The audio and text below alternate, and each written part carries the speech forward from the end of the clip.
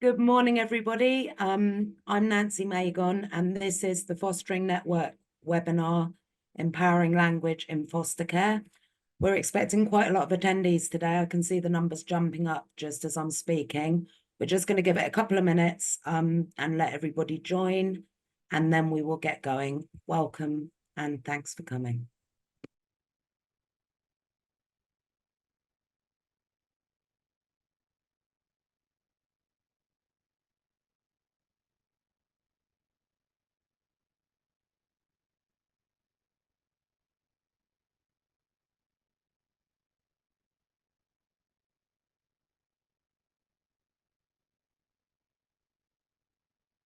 I can see as you're arriving, you're saying hello on the chat. Hello, everybody. Thank you for coming. As I just mentioned, we are expecting quite a high turnout for this webinar. We're just reaching 200 now. Hi, hello. Good morning. I can just see the chat popping off now. So we will, just for those of you who are here already, have an opportunity for a Q&A at the end of the session. I will ask you, if you can, please, to limit questions in the chat. If you've got something you want to ask, please go ahead and use the Q&A function. That will be being reviewed by one of my colleagues, and we will hand over to the Q&A for the whole panel at the end of today's webinar.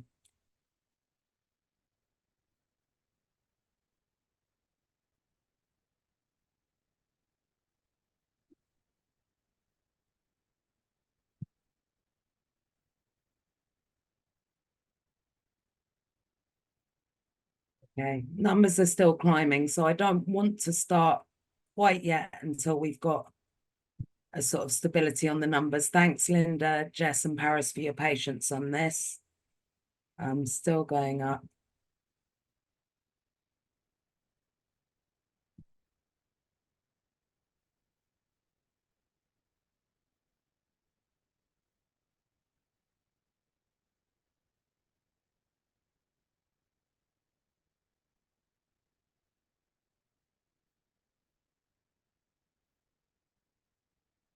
All right. Now, we do have a very full program today. We're going to be hearing from 3 amazing women who are going to be speaking to us about their experience. So I am going to start now. Good morning, everyone, and thanks for taking the time to come. Welcome to this member webinar, which will explore the massive impact of words, both positive and negative, on our young people in foster care. This webinar is called Empowering Language in Foster Care, Navigating Verbal Abuse and Systemic Therapy Solutions. My name's Nancy Magon, and I am a practice development consultant here at the Fostering Network. Today, as I mentioned before, we'll be hearing from 3 amazing women, Jessica Bondi, Paris Bartholomew, and Linda Hill.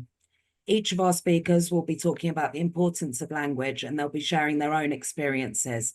So for this, we are really grateful. Please be aware that some of the discussion today may be triggering as we think about this really sensitive subject. So please take care of yourselves. As we're in a webinar format, you're not visible on camera. You will be able to see the panelists throughout.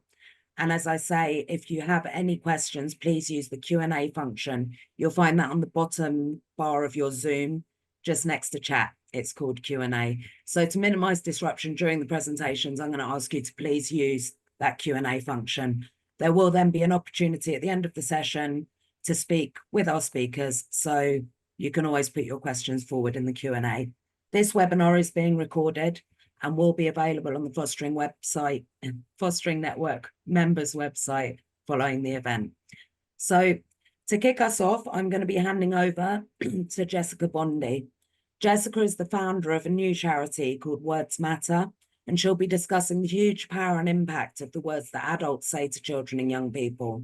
She'll be speaking about her own experiences and the research that Words Matter has conducted and how this is being used to evidence the need for change. Welcome, Jessica. Thank you so much. And thank you to everybody. So I spent my life working in communications, representing some of the biggest brands in the world. I worked with people like British Airways, Samsung, Sky. I was director, and then I was managing director of various firms, and I set up my own agency. And I also coached and mentored a lot of young people, helping them realize their potential, either when they were thinking about what they were going to do, whether they were going to do further education or whether they were going to get a job. And then about 2 years ago, I did a course, and this course was all about women finding their voice and speaking up. And we would meet every Monday on a Zoom call. There were people from all around the world, and we'd be given a topic to talk about. And this particular week, which was the 5th of the 6th week, the topic was, if you are going to die in the next 6 months, what do you want your legacy to be? So quite a profound question for a wintry Monday morning. And so I sat at my desk and I made some notes. And then when it was my turn, 10 minutes later, I stood up and I looked down the barrel of the camera as I'm doing now. And I said, if I am going to die in the next 6 months, I don't want my legacy being that I'm a good aunt. I have a lot of nieces and nephews. I don't have kids myself. I don't want my legacy being that I'm a communication specialist. And I don't want my legacy being that I coach and mentor young people to help them realize their potential. All of those things incredibly worthy. But I looked into the camera and I said, if I am going to die in the next 6 months, I want my legacy to be that I'm going to end verbal abuse of children by adults, because words matter.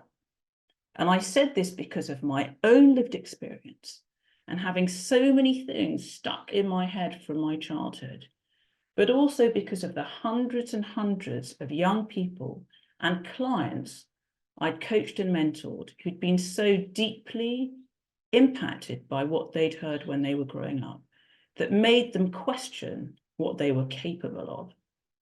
And there was one girl in particular, a 15-year-old girl who I coached and mentored, who said to me, if this is what my mother thinks about me, what is the point of me being alive? Nothing else there was no physical, nothing else, not a finger laid on her, but it was just words. You see, words matter. They stick. They last a lifetime. They shape who we are and who we become.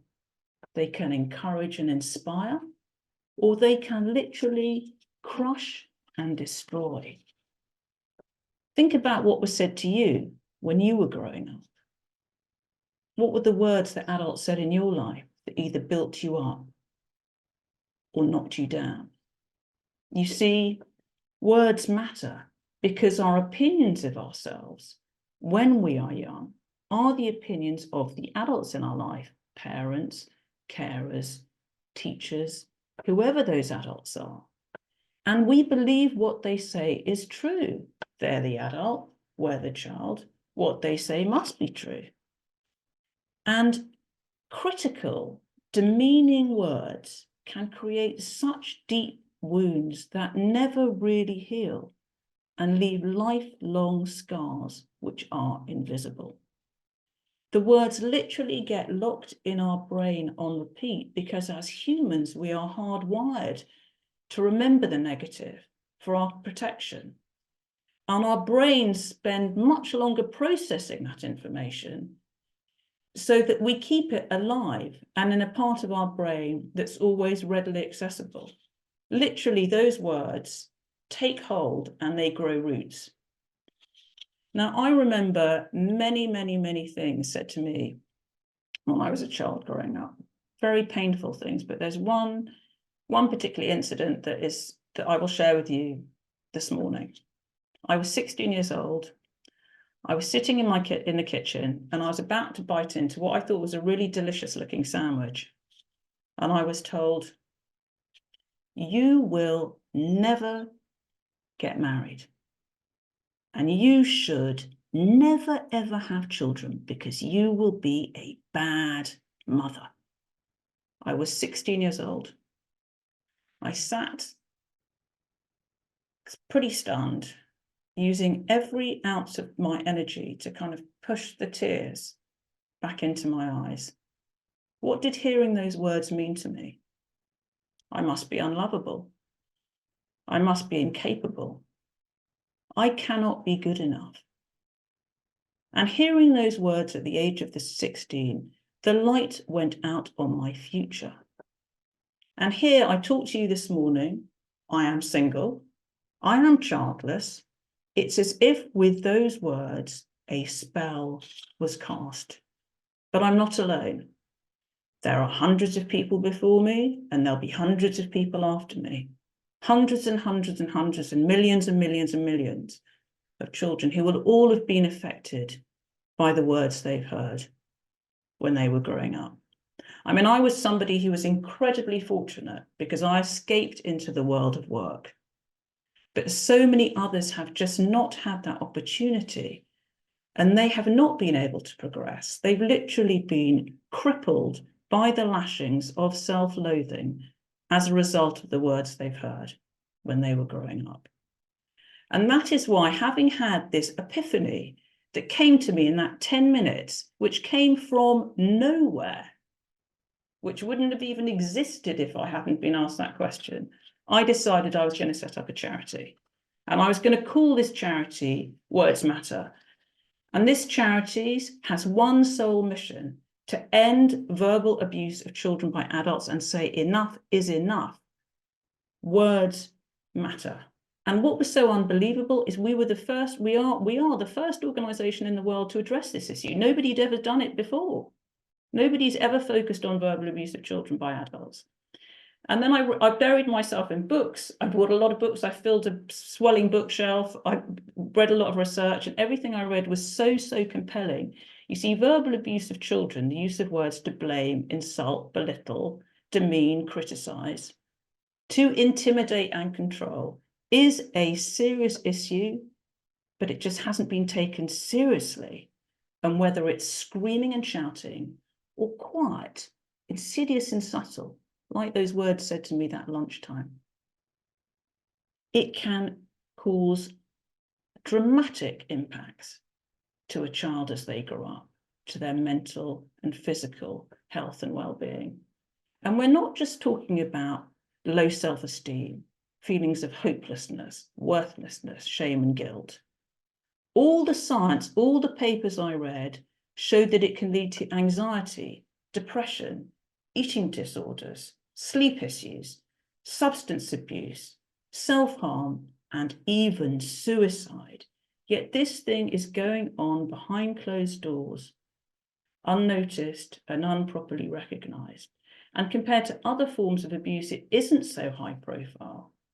Why? Because most people believe it's only physical abuse and sexual abuse of children they need to be worried about. They've been brought up by the nursery rhyme, sticks and stones will break my bones, words will never hurt me. I'm not hitting my child, it's okay.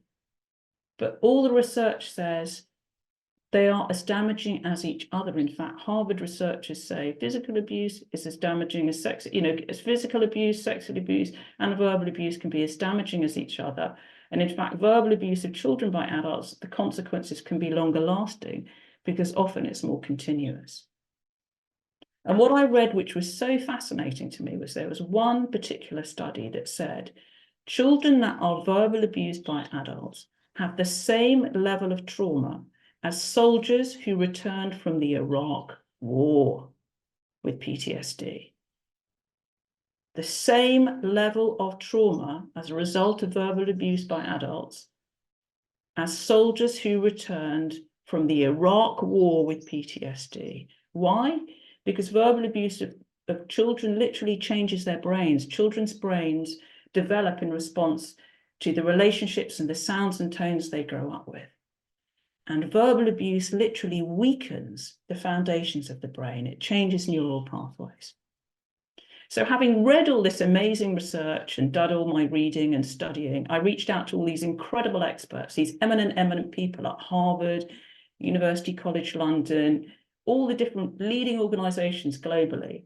And I told them I was setting up this new charity. And I said, as a charity, we're going to do, Words Matter is going to do three things. We're going to do research on the scale and impact. We're going to raise awareness of this issue, get it on the map, and provide information and training and resources. And thirdly, we're going to collaborate with experts, decision makers, other organizations, and particularly those with lived experience to help develop solutions. And what was so incredible is I wrote to these people just from my little old email, and within 1 or 2 hours, all these eminent researchers and professors and academics came back to me within 1 or 2 hours. And I'd talk to them and say, yes, this is so necessary. Nobody has done it before. And I'd ask them if they'd be on my advisory board. And they said, yes, we'd like to make it part of our legacy. So I've got Marty Teicher, the brain expert at Harvard. I've got Professor Peter Fonagy, who's also at UCL and head of Anna Freud. I've got Professor Pat Dolan, who's the UNESCO chair of Children, Youth and Civic Engagement. I've got Gabor Mate, some of the people you will know. So anyway, having set up this advisory board, where have we got to? Well, as I said, we're doing three things: research, raising awareness, and collaborating with others. Research, we funded 4 major pieces of research. One was a systematic review looking at all the current studies on childhood verbal abuse by adults. The second was what's called a Delphi study, where you're trying to get consensus of opinion from experts, from parents, carers, teachers, about what we should do about it. We did qualitative work, which is where you could talk to groups of parents and carers and children. And then we did quantitative work, which is where you're trying to get the hard facts, the numbers, where it was parents and carers and children. And then, having done the research, we could start our awareness. And the awareness we kicked off in only September 2023.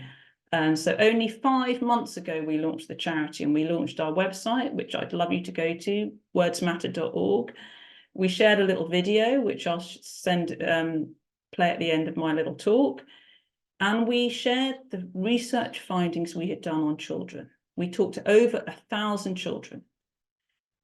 And it showed that 2 in 5 children experience verbal abuse by adults in their lives. 41%, 2 in 5 children. Of these, over half experience it weekly, and 1 in 10 every single day of their lives. Who's doing it? It's parents, it's carers, it's teachers, it's activity leaders, it's friends' parents. Those are the top group, but there is a long tail of what's this. So it's bus conductors, shopkeepers, really anybody that talks to children. And there are no socioeconomic differences, nothing. And we asked children, what were the most hurtful words and how did it make them feel? And what were the most helpful words and how that made them feel? And the most hurtful words children told us were, you're useless. You're stupid. You can't get anything right.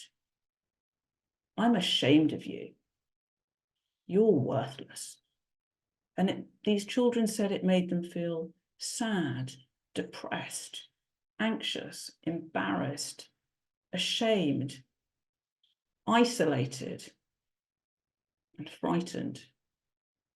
And then we asked them what were the most helpful words.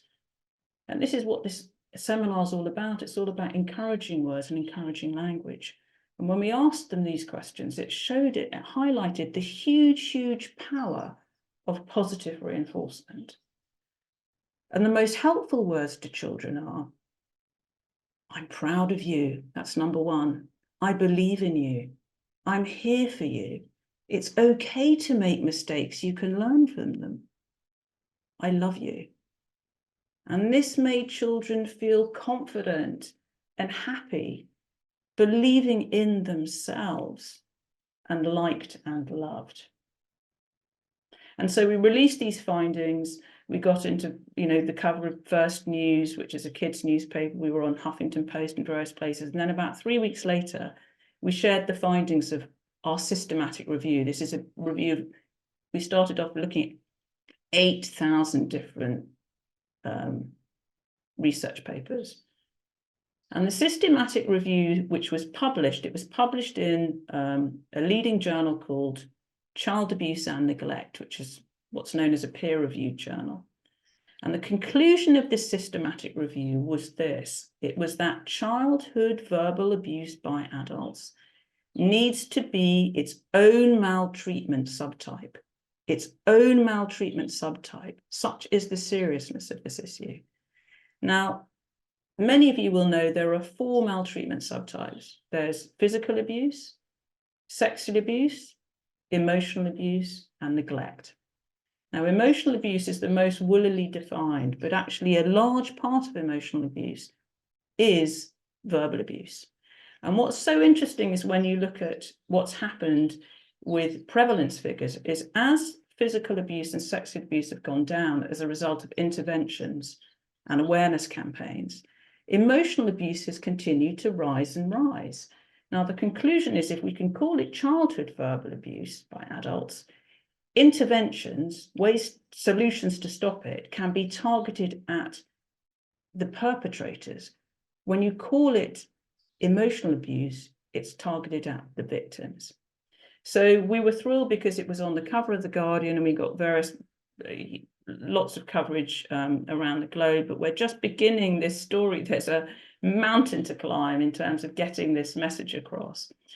And then I talked about research awareness in terms of collaboration. We started having meetings with parliamentarians. We were mentioned in the House of Lords a few weeks ago. We've built a lot of alliances with different organisations. I'm thrilled that the Fostering Network is now supporting us and helping support this mission of what we're trying to do.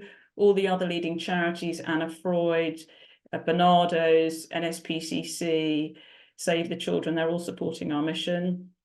And then the big thing we're doing with collaboration is on 11th of April, we're holding the first international conference on childhood verbal abuse, and we're doing that with WHO and UCL, and it would be lovely if you could attend. It's free and you can find it on our website. So what are our overall key messages? Our key messages as a charity are, let's build children up, not knock them down. It's warm, encouraging words are the essential building blocks. All children need to thrive. And if we respect a child, they can respect themselves and others. We are here to support adults as a charity, parents, carers, teachers, and we all know we can get overloaded sometimes and say things unintentionally.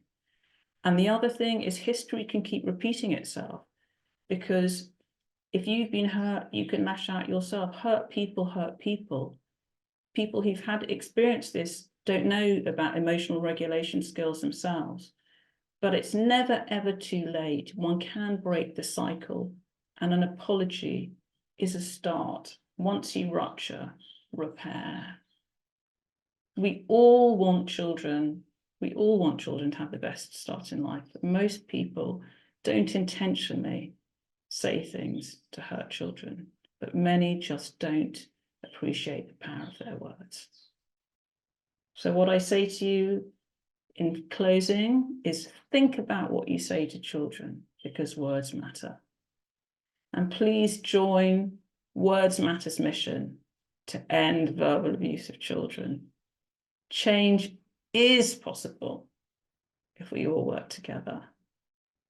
Let's build children up, not knock them down, and help them thrive.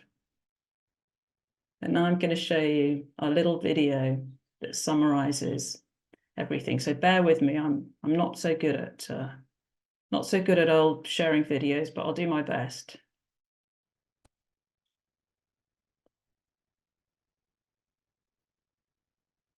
Just going to check I've got the sound thing right, sorry.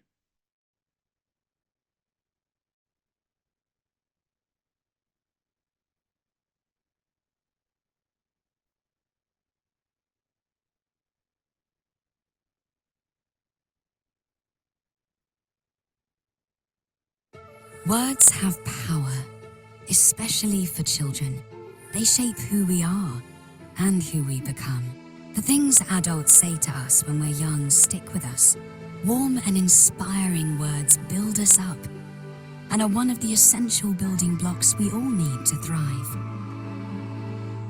Hurtful words knock us down and leave invisible scars for a lifetime. In fact, verbal abuse in childhood weakens the foundations of our developing brains, causing lasting damage. We all want children around us to grow up happy and healthy and free to follow their dreams. That's why we've launched Words Matter. We're a new charity on a mission to end verbal abuse of children by the adults around them, an issue affecting 2 in 5 children. As adults, we all get overloaded sometimes and can say hurtful things to children. But it's never too late to put things right. We're here to change lives. Through new research, raising awareness, and collaboration with others, we'll lighten the load and support parents, carers, teachers, anyone who spends time with our children. We need you to join us and help raise awareness and improve understanding. Together, we can end the verbal abuse of children. Words matter. Let's build children up, not knock them down.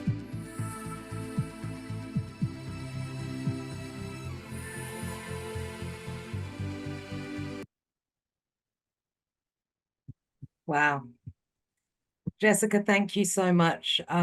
It's been an absolute privilege to collaborate with you on this webinar, and the other women who are going to be speaking to you now are equally as amazing. So I really appreciate that. The saddest thing about a webinar is we can't all give you a round of applause, but I can tell you from the chat that there's a lot of very positive feedback coming through for you there, Jess. So again, thanks very much. And I am now going to introduce you to our second amazing speaker of today. Paris Bartholomew is joining us. She is a care experience psychologist. She's a trainer. She's a public speaker. She does all the things. And she's going to be providing us also with some lived experience perspective on the impact of language on her and the development and well-being of looked after children. She believes that words hold the power to shape your self-esteem, your emotional resilience, and your overall outlook on life. So Paris, a really warm welcome. Thanks so much for being with us. Over to you. Thank you very much, Nancy. And wow, Jessica, I'm so absolutely moved by what you've said, and lots of crossover and connection with what I'm about to share. Thank you so much, everybody, for having me. It's a pleasure to be here. I'm going to share my screen with you. I hope that everybody can see my screen. Empowering language. Language, wow. One of the most important tools that we have as human beings. As adults, as professional adults, we should really be aware of the power dynamic that language can create, and be aware of our privilege, the privilege that we have as adults in relation to language. In order to ensure that we use it to empower, we should be using language to inform, to educate, to support, and to protect. We should not be using language to injure and to traumatize. In my experience, language is a kind of a constant evolving process. And I've learned to adapt, but as a care experience adult, I would be really honest and say that my ability to adapt to language was really hampered by the adults around me growing up. Language has the ability to stigmatize and alienate. And unfortunately for me, it did just that. I went into local authority care when I was 6. My birth mother was arrested and sentenced to 4 years for multiple counts of abuse and neglect. Most of the verbal abuse that I experienced from my birth mother really was pushed to the side because the focus was the physical abuse, the psychological abuse, and the neglect. My mum thought that I should be able to do things that an older child could do. She was physically abusive. She was psychologically abusive. But most of all, she was verbally abusive. And I can definitely say that the physical scars that I received have healed tenfold. But the verbal scars and the psychological scars, I think will probably stay with me. With my experience of a damaged attachment, complex trauma, adverse experiences, I was so sensitive, and I would say hypersensitive as a child. But also, like most children, I was curious, I was playful, I was bright. But it wasn't long before those positive attributes were silenced and eroded by fear. The word care is such a powerful word. And I'm part of a number of networks, including the Care Leavers Association and some other groups that support people who are in care like me. And it's lovely being a part of those groups. You feel the love and you feel the warmth. What a lot of us say in those groups is that when we talk about having grown up in care, we wonder about this word care because we didn't feel cared for. Dr. Karen Treisman wrote about the impact and the power of words, along with people like Bessel van der Kolk and a host of other clinicians and practitioners. We are now understanding that trauma doesn't just affect the body. We are finally understanding the impact of trauma and traumatic experience on the mind, the body, and the brain. Social services saved my life, there's no doubt. And I'm lucky to be here today, and I'm so grateful to be here today. There is a legacy of lots of children before me and after me that are not here to tell their story. And when I went into care, there were lots of serious case reviews every 3 to 6 months. Even though I survived, I had reviews. And these reviews were important. Case conferences. I was attending these case conferences at the age of 7, 8, 12, 16.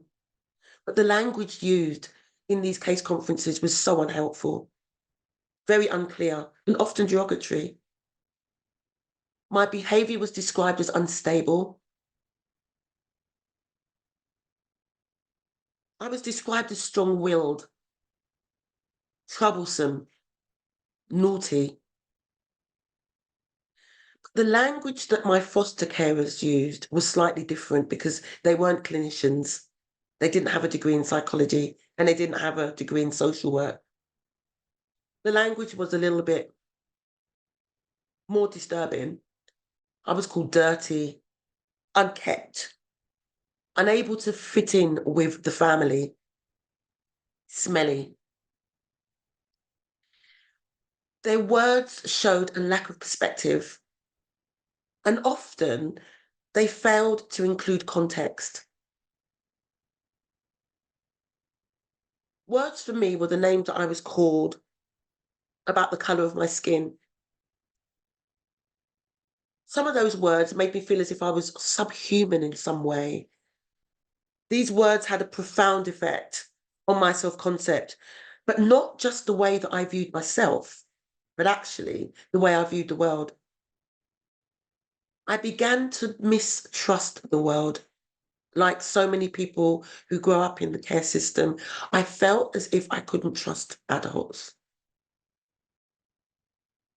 Unfortunately, in most of the placements that I resided in, I didn't have the opportunity to have that protection. So when I was at school and called names in relation to the colour of my skin and the texture of my hair, most Black children would go home to the safety and the nurturing of a Black family who could then give them the positive role model, the positive words to counteract that negativity that they may have experienced in the playground. But when I lived with my white foster parents, I didn't have the warm, nurturing, positive Black role model that could then say to me, but your skin's beautiful. I was told I ate like a white person in the Black family that I lived in. And I was told that people like you smell weird in the white families that I lived in.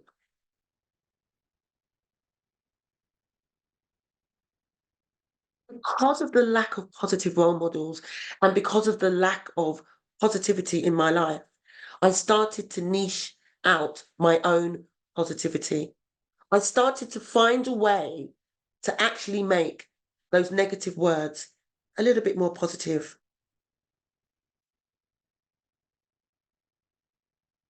But it took a while because those verbal words, those language, those kind of things that I heard and felt, because words are not just spoken, sometimes words are felt. The voice inside my head began to tell me that those words were true.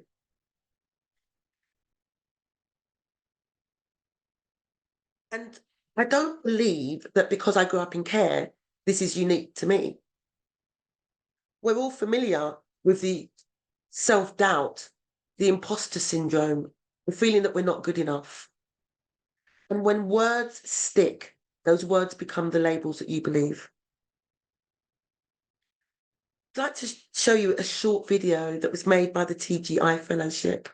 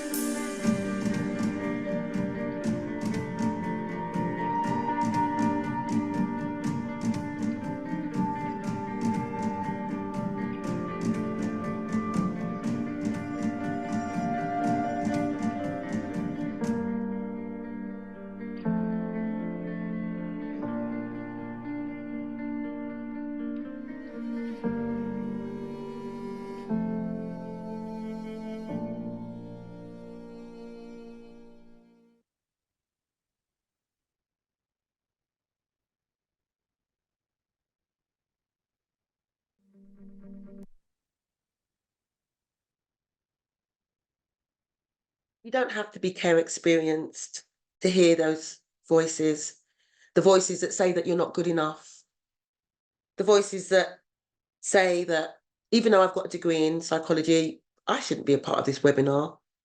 The voices that say care experienced people can't have children because hurt people hurt people. The label that said that care experienced people are surely going to end up in prison. Care experienced people, well, the outcomes for care experienced people we know are not great. But those outcomes are based on research. And there are individuals like me that don't fit in to that research. Words matter. And the words behind that research are not the words that describe me. You don't have to be care experienced to feel that those words that you heard as a child can never leave you. What I lacked was a voice of empathy. What I lacked was somebody saying, I'm proud of you. And what I lacked was the voice of compassion. One of the reasons why I became a motivational speaker was because I wanted to tell the world that not all care experienced people are bad. Not all care experienced people end up on the other end of a psychiatric ward or a mental health institution. I want to tell the world that these outcomes are not actually outcomes. They're words that describe certain people, but they're also words that destroy. They're words that confuse, but they're also words that stigmatize. Sometimes research forgets the individuals like me. We're not all ill. Some of us are healthy, happy, intelligent. Some of us are loving humans who are able to love and live meaningful lives. I found the compassion, the empathy, and meaning for my life in education. I loved learning. For me, a meaningful life was about trying to increase my vocabulary so that I could increase my self-awareness. And for me, words matter because I can use words to talk about how I feel, my emotions, my feelings.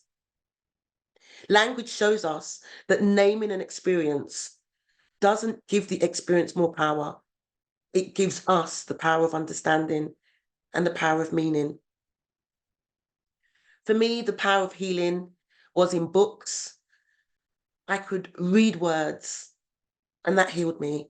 I could write words and that healed me. For me, the most important words in the human language are thank you. And let's allow children and young people to find their own words. The words thank you are so powerful. And every night, before I go to bed at night, I make a gratitude list. And I thank the universe for being here, for the power to name my life and to make my life more meaningful. Let's remember that gratitude is such an important way of showing appreciation for the love that we have in our lives. And once again, those two most powerful words, or two most important words in my mind, thank you. Thank you so much for listening. Wow. Paris, you got me all in my feelings now. Thank you so much. You're an amazing woman, and we're honoured to have had you here today sharing your experience. Really, really appreciate that presentation. And yeah, words matter. So, wow, how do you follow that, Linda? So I'm gonna hand over now to our final speaker of today. Following Linda's presentation, there will be an opportunity for a Q&A. But again, thank you to Jessica for allowing us to form part of your legacy, and to you, Paris, for allowing us to share your experience and hear your views. So I'm now going to be handing over to Linda Hill, another amazing woman. It's a bit of a lineup today. So Linda is co-founder of Lika Family Fostering. It's a therapeutic agency with a vision centered on training and supporting foster carers in systemic family therapy. Lika Family cultivate an environment where transformative change is attainable for both children and carers. And they do this by delving into the underlying patterns in individuals' lives and looking at how they're shaped by their interactions with various systems. Lika fosters a deep understanding of the language dynamics between foster children and their carers, and we're really privileged to have Director Linda Hill today who will be showcasing some of the pivotal systemic therapy practices, focusing on language, meaning, and relational dynamics within foster care, and how these can come together and be used to create change for foster children. So welcome, Linda, and I'll hand over to you. Thank you. Thank you, Nancy. And yes, obviously just to say thank you so much to Paris and Jess, stories that are so inspiring, but also actually what I'm hoping is in terms of the ideas I'm about to share, that some of what's being already said will really connect for people. So yes, I'm Linda. Thank you, Nancy, for introducing me. I'm about to share some ideas that I'm very passionate about. Hence the reason I set up a fostering agency, which is really led by systemic family ideas. But we also use other ideas, such as therapeutic parenting, thinking about attachment. All ideas are helpful. So, and what I'm hoping is the ideas I'm about to present, some of that passion that I have for them really comes across, and that actually you're leaving today with a few new ideas. So what is systemic family therapy? Well, as you can see here on this slide, there's lots of different therapies under the umbrella of systemic family therapy, and they all have their different approach, method, and techniques. But the thing that connects them all is a theory called social constructionism. So social constructionism is the idea that there is no reality. And what they argue is that the realities that we all live in terms of as human beings, in society, in our families, in work contexts, relationships with family, friends, that actually we create those realities through the language and words that we use, through the conversations that we create. So this quote, if we just think about what that means, that we consist of a cluster of social conversations, and these patterns of communication constitute the world as we know it. So if we just think about that in relation to the fostering world, when a child is born, they're born into their family. And in that family, there is already language, words, ways of being, ways of doing family that they have no control over.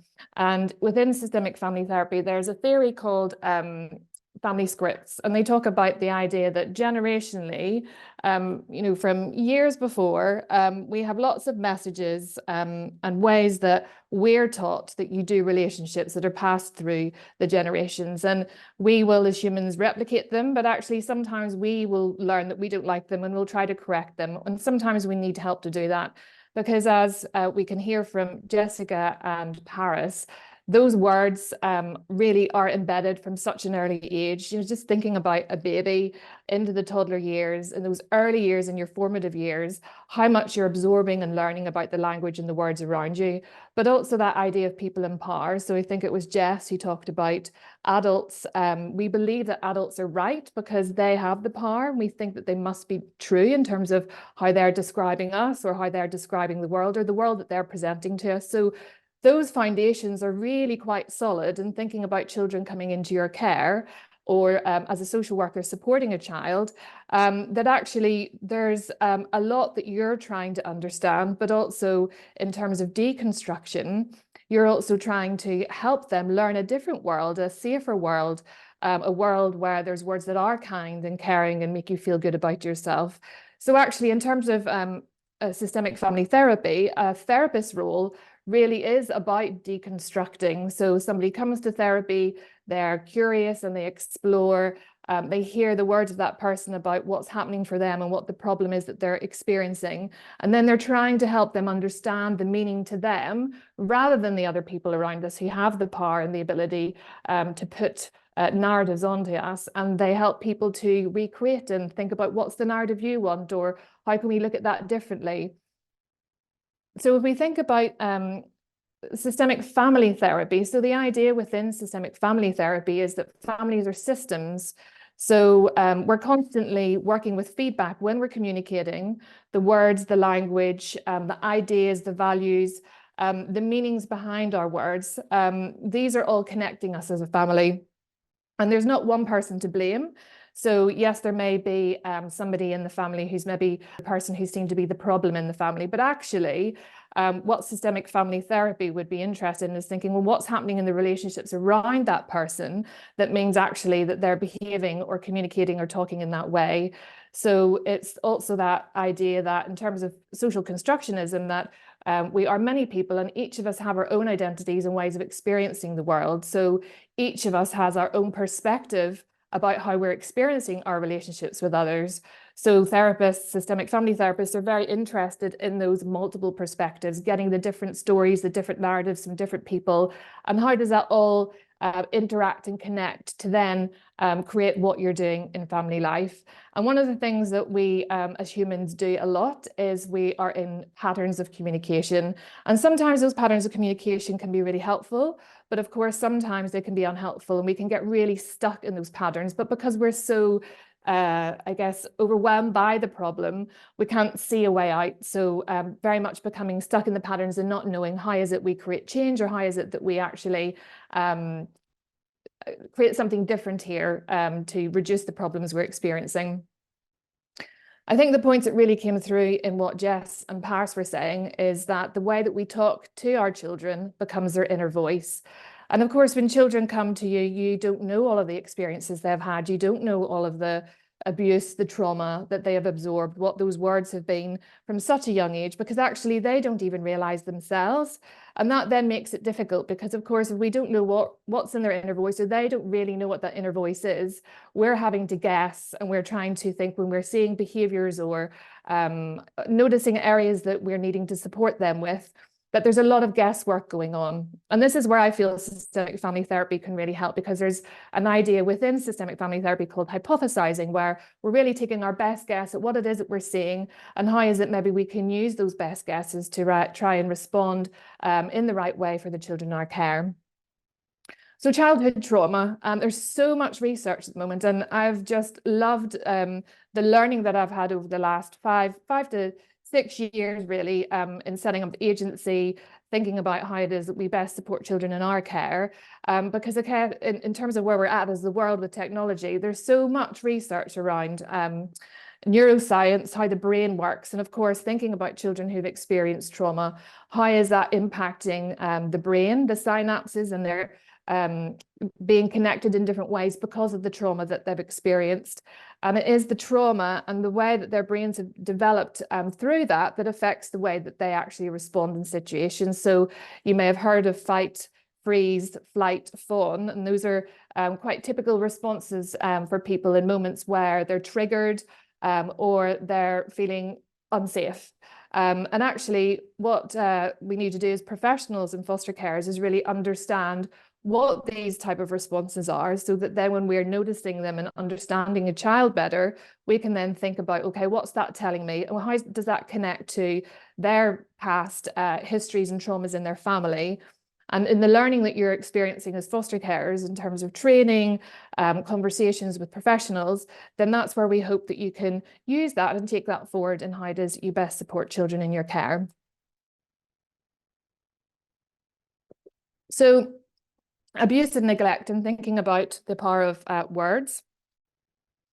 If a child has a narrative that adults can't be trusted and the world is unsafe, then it's likely that they do have beliefs. And actually, again, Jess and Paris were really talking about that, the ideas that they were given about themselves, that I'm bad, I'm stupid, I'm unlovable, I'm unworthy, I'm helpless, I'm unfixable. And really, really powerful to think that that's that inner voice that a child has taken from these experiences.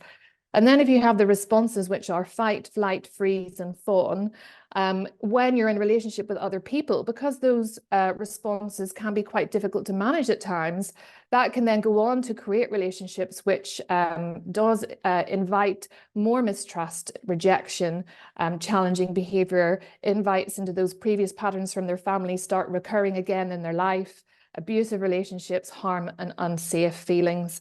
And again, you go into this pattern again of adults can't be trusted, the world is unsafe.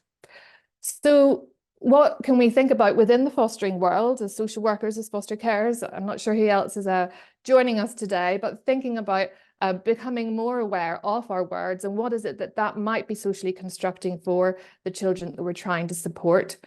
So we think about a word manipulative. I hear this word so much, and it's a word that, for me personally, again, this is the meaning I attach to the word. Everyone has different meanings that we attach to words, but for me, there's a real negative connotation.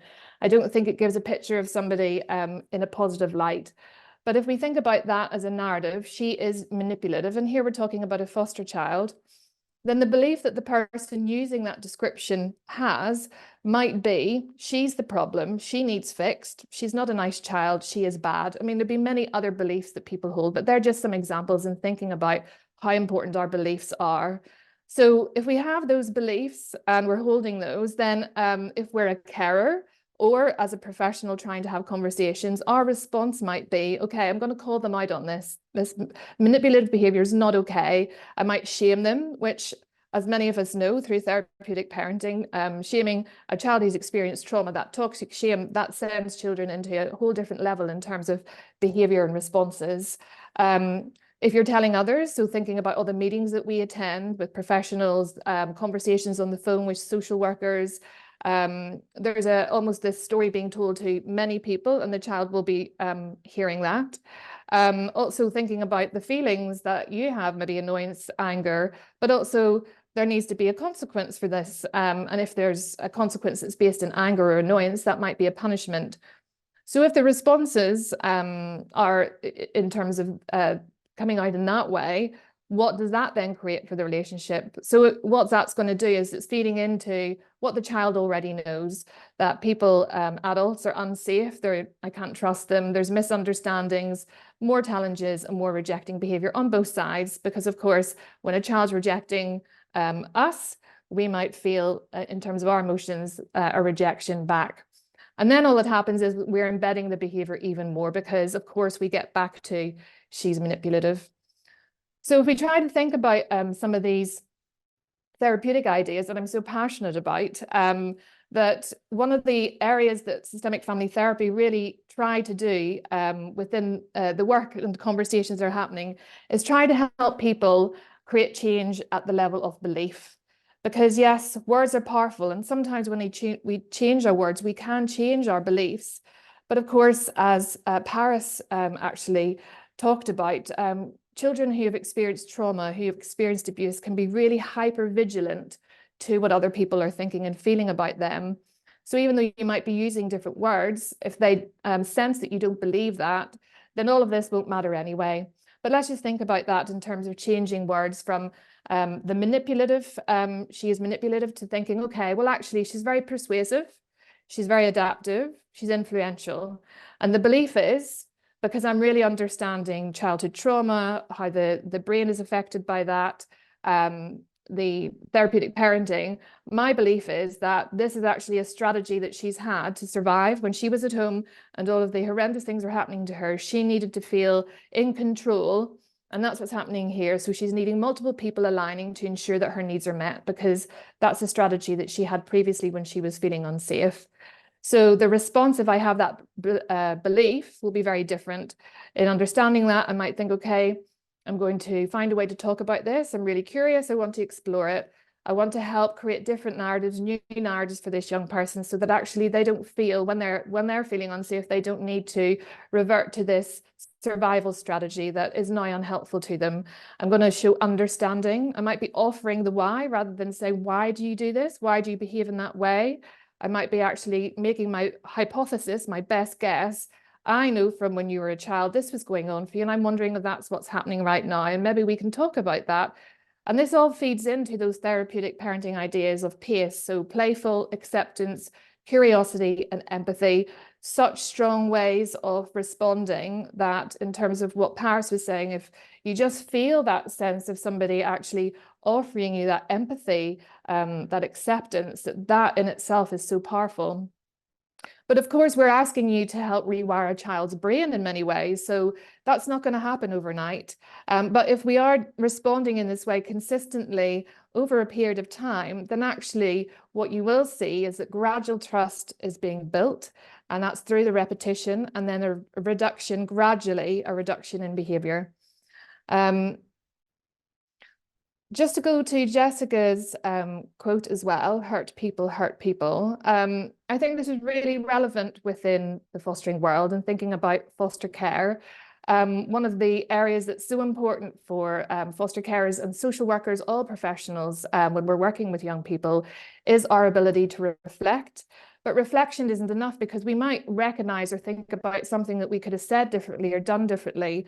But reflexivity is a word used within systemic family therapy to acknowledge the idea that, yes, self-awareness is important, but then there has to be an action that comes with that.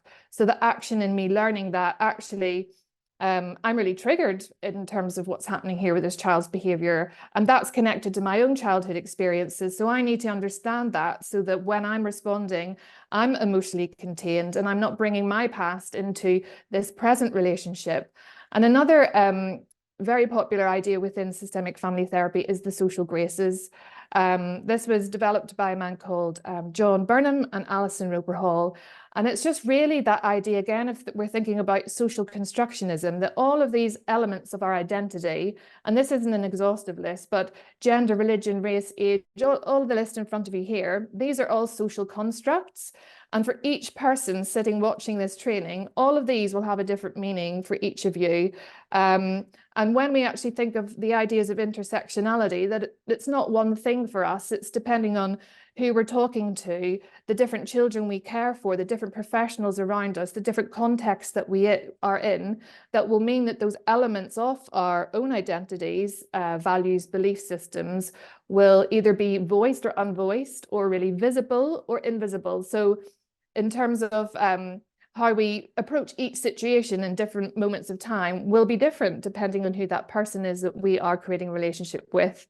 So really reflexivity, again, a big area within systemic family therapy, encourages us to really get to know ourselves better. And that was one of the things for me in my professional life, but also my personal life, in terms of why I'm so passionate about these ideas. It really helped me get to know myself, understand who I am, that then helps me manage more of those things that happen in working within this world, personal frustrations, my emotional triggers, unresolved trauma that a lot of people who come into fostering and social work will have. They want to use these negative experiences to create something more positive, but actually if we haven't resolved that or understood it, it will get triggered and it will be around. So yes, I guess hopefully just in terms of this slide, it is bringing that to life in terms of why reflexivity would be important. Another area that I've really noticed as well is that people can really struggle with that change, that we're trying to encourage you to move away from traditional parenting strategies that have maybe really worked for you with your own children. You were really successful with your biological children, but actually then when you're trying to care for children who've experienced trauma, it's just not working. And that's why we really encourage this idea of therapeutic parenting techniques, because it's very different. So just moving into the final slides and thinking again back to this social constructionism, if language creates reality, one of the really big therapies within systemic family therapy is narrative therapy. And I love this one because it's all about stories, the stories that we tell and what those stories create in terms of narratives. So going back to that idea about people in power, parents who have power and create narratives for children, as foster carers, as social workers, as professionals supporting these children, we have power to become somebody who collaborates with children to re-author their lives, to help them define themselves in non-pathologizing ways, in non-problem saturated ways. So the idea is that you understand the problem, that the person is not the problem is the problem. So in that sense, you're completely separating out what this narrative is, and actually helping somebody realize this isn't within you, this isn't genetic, this isn't something that you are, this is something that is actually a problem that's separate to you, that we're going to help you understand. And when you understand that problem, you can actually feel like you've got more control and more ability to talk about it and find strategies that work for you to overcome these things that are creating problems in the relationships around you. So the idea of the theory of change within this area of therapy is that change occurs by exploring how language is used to construct and maintain those problems. So I'm just going to give a couple of little ideas that come from narrative therapy. I mean, they're big ideas. Again, there's lots of training and learning around these ideas that I guess, develop those skills. But externalizing is one of the techniques used within narrative therapy. And it's actually really connected to therapeutic parenting, I believe, in that it can be really playful. It's really curious. It shows lots of empathy and understanding. And there's just an acceptance to that child that you're talking to, that if there's someone who's described as angry, that actually you're helping them realize that this is the anger. So what they do when they're trying to externalize, this is the scaffolding. So you're slowly building a child up to understand what this problem is doing that's affecting their life. And the characterization is the fun part. So you're really trying to get them to imagine, if you were to draw this anger as a character, what does it look like? What does it feel like? What name would you give it? And that's when it gets even more fun. So here's Thunderous Blobby that a child has drawn, and all of a sudden you're not talking about anger anymore, you're talking about Thunderous Blobby. And when did Thunderous Blobby start building, and what was when was Thunderous Blobby present this morning when you woke? So you're really getting into this really playful way of talking about something that is causing a lot of problems for the child. And then you're trying to bring it into the relationship and helping them reflect and think about how it might be impacting their goal of making new friends, and how is Thunderous Blobby impacting your ability to enjoy school. And then when you're having more of those curious conversations, exploring it, you can then help them thinking, well, how do you feel about that? Because what you're trying to get them to is a level of intentional understanding. So you're trying to help them think, actually, this is separate to me. This is something that actually I can find ways of controlling. I can find ways of noticing when Thunderous Blobby's encouraging me to shout and bang the doors because of how I'm feeling. But actually, I can say to Thunderous Blobby, not today, thank you. I'm not going to be banging those doors. But again, it's just that real playful way of talking to a child, because that's what Paris was talking about. Children are fun. Children have their own personalities, and that's what we really need to try and bring out, because it's serious stuff, but we can still be playful within that. And then, of course, you want to move into this area of plan. So in the conversation, is there anything you're learning? What do you think? Is there anything you could do differently next time? So can one word make a difference? I would say yes, it can. And this is, again, the lovely thing within narrative therapy in terms of externalizing, because rather than anger being a part of a child and talking about their anger, we're talking about the anger, or worry. Another example, the worry. And just by putting the in front of the word, it completely externalizes. It shows the child that this is separate to you, and we're going to be working with the anger rather than your anger. So just to think about some questions that we might ask in a situation. Why do you always get so angry after we have a fun day? Instead, because you've been having these conversations and getting to know the anger, you might say, well, what is the anger trying to tell us about how you're feeling after that fun day today? So again, it just shows you how, yes, one word can make a difference. And I'm just going to end my slides in talking about an equation from a very well-known systemic psychotherapist, Barry Mason. And in all of his work as a therapist, he noticed that the people where change happened were people who had a real commitment to experimenting with difference. And that might be small difference, which I think happens a lot in fostering, that we sometimes don't notice those very small moments of change. Instead, we get really stuck in all the problem-saturated stories being told. And actually, when you experiment with those small differences and notice when you're doing things that it does help create change, and you're taking action and you're doing it again and again and again and again, repetition over a period of time, that is when you will see the change taking place. Because trauma is complex, and it's not going to happen overnight. And if we don't get a realistic view on that, then that's when things like compassion fatigue and burnout can occur, because you're working so hard but seeing such little change that can be really demoralizing. But of course, if we can see it differently, that actually is the small bits of difference that I'm really holding on to, then we can actually feel that we've got more energy to continue and help young people. So just to say thank you, all I can do is say these are really big ideas. I've not been able to touch on half of the stuff that is connected to systemic family therapy.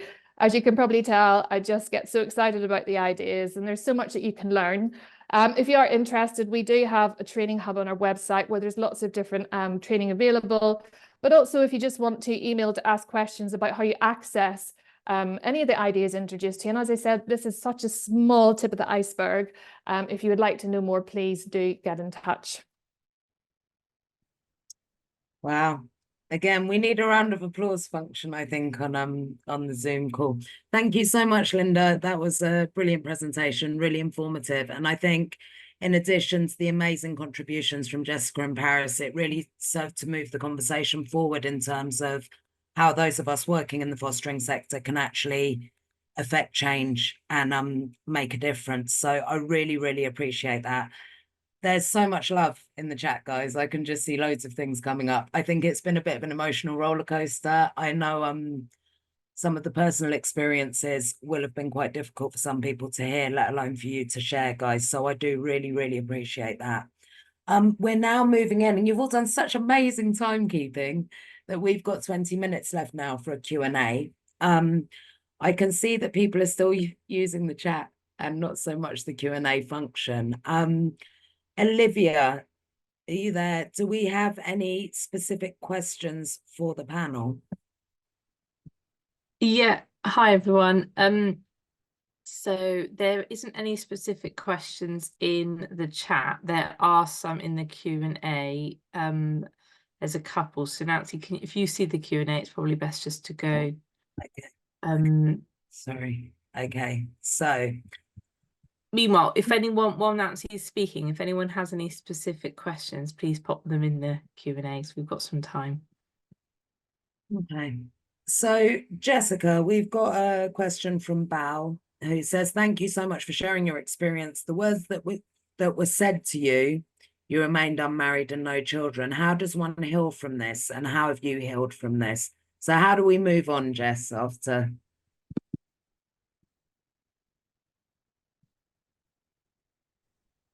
Firstly, thank you for making me part of this incredible seminar. I feel really delighted to have been invited to this, and thank everybody for listening. I think all the speakers have been extraordinary. Paris and Linda, amazing. And of course, you, Nancy, as excellent compare. I mean, I think talking to people helps. I think also surrounding yourself with people that see you for you are. When we're children, when we're adults, we all want to be seen for who we are, seen and heard for who we are. And it's really ensuring that you surround yourself with those people that see and hear you for who you are. And I think I've had to let people go and you know, being very candid with you in various relationships because they didn't continue to serve me well. And I found talking to people incredibly helpful. And it's finding something that it's having somebody that can identify a spark in you. And I was very fortunate that I had a couple of people that saw something in me and I escaped into work. But it doesn't mean it's not a daily struggle and I'm filled with those feelings of self-doubt all the time. But I think it's surrounding oneself with people that really see you and hear you and sharing your views. And I think some of the tips Linda gave were really interesting about kind of separating yourself out and putting the in front of things and trying to change the narrative. I think that was very helpful on how we frame our own experiences of things. I love the thunderous blobby. I think that's going to stick with me, Linda. I completely agree, Jessica. And somebody very wise said to me once many years ago, you know, when you really look at a behavior or a relationship, you need to ask yourself the question, does it serve me? And that doesn't serve us is that which we need to let go of, really. Paris, the same question to you. I mean, obviously, you've shared so much about yourself today in terms of your experience of abuse. How do you move forward from it? Have you moved forward from it? Well, how would you like to answer that? Yeah, I've definitely moved forward from it, but I think, like Jessica said, these things are an ongoing process. For me, it was about understanding, first of all, learning about myself. Therapy was good. Doing a degree in psychology was good. Reading, I was really into self-help books. I went through this massive phase of just sort of reading loads of really strong, specifically female writers, actually. and writers who I felt I could identify with in some way. I really grabbed hold of people like Toni Morrison, who's a Black American writer and wrote a book called The Bluest Eye. And that really was an eye-opener for me, because it was all about a young child who wanted blonde hair and blue eyes, and she was Black, and she couldn't understand why she didn't wake up one day with blonde hair. And you know, these kind of books were just the tip of the iceberg for me, because once I went into therapy, I began thinking about the fact that, okay, I don't have family. My friends are my family, and having good people around you, again, Olivia said it, Jessica said it, having good people around you is so important. People that you can call family who may not be blood related was important for me. And people that were affirming me, helping me learn who I was as a person. And I had to learn to trust. And I've shared quite a bit about my story. And one thing I would say and share with you all was that I learned to forgive my mum. And that was for me and not for her. I learned that forgiveness was a real way to help me move on with my life.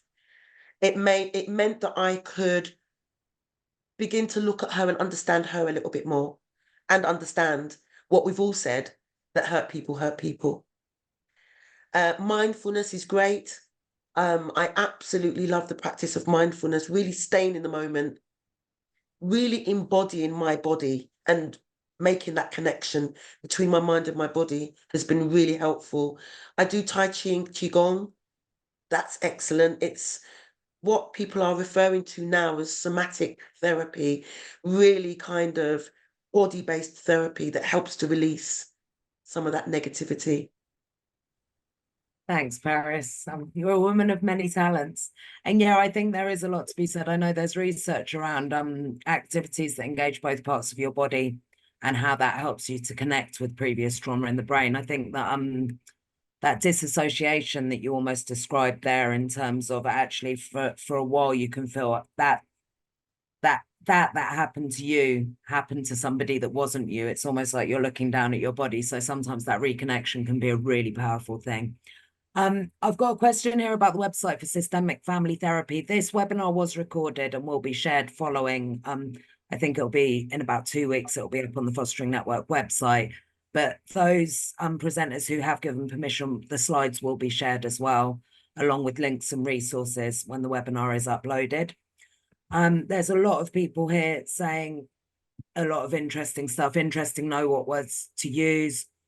What about saying one is disappointed with the child's choices when not following instructions? So again, sort of the thunderous blobby thing, taking it away from the feeling. I think emotional literacy, Linda, I guess, is a real sort of scaffold in terms of the sort of stuff that you've spoken. On our website, we've got some very straightforward, simple resources about talking to children, for adults, for parents, for teachers and carers. It's been developed by this wonderful woman who's called Dr. Fiona Pienaar, who's been at an organisation called Place to Be, which many of you may know about, and the organisation Shout. And she's done some little resources. And also on that, we've got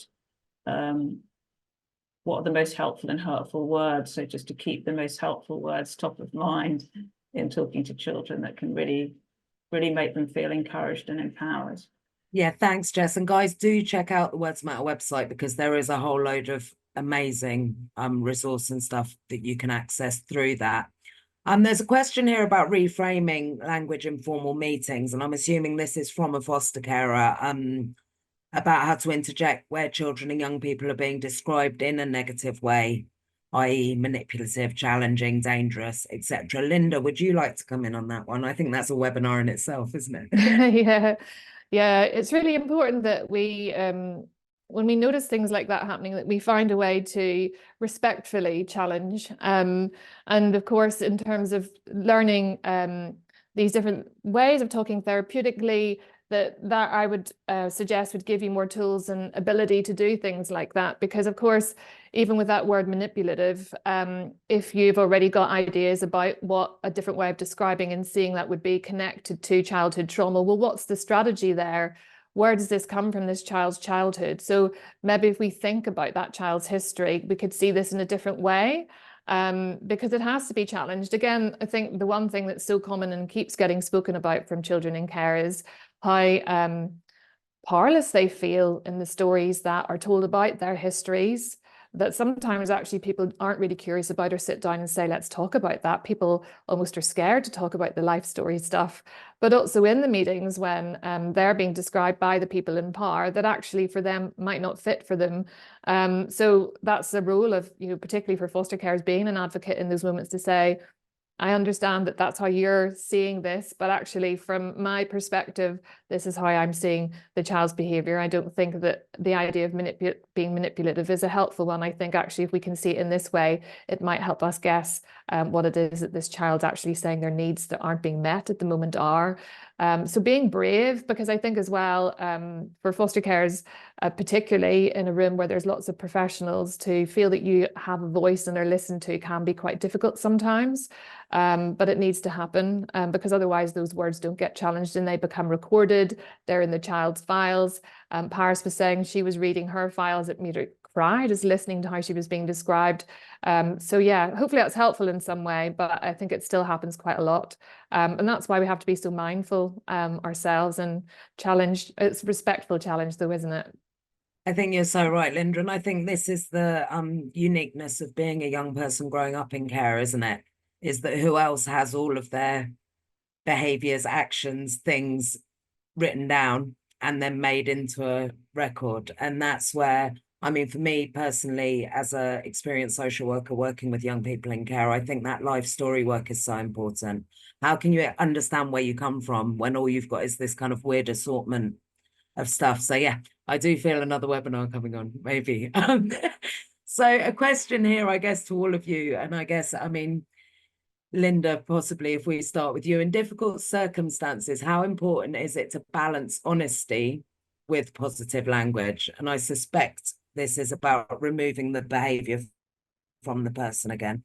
Do you have a response to that? Sorry, say that again. So in difficult circumstances, how important is it to balance honesty with positive language? Yeah, I guess I'm always good when I get an example of what that might mean, but I'll take a guess.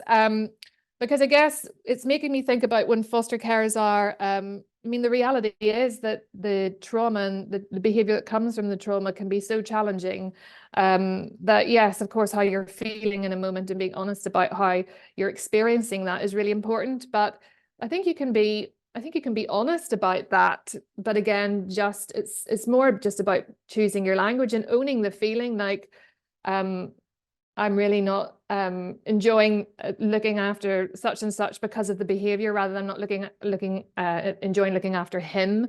Because you have to be able to feel that you can be honest with your supervising social worker to talk about the difficulties and talk honestly.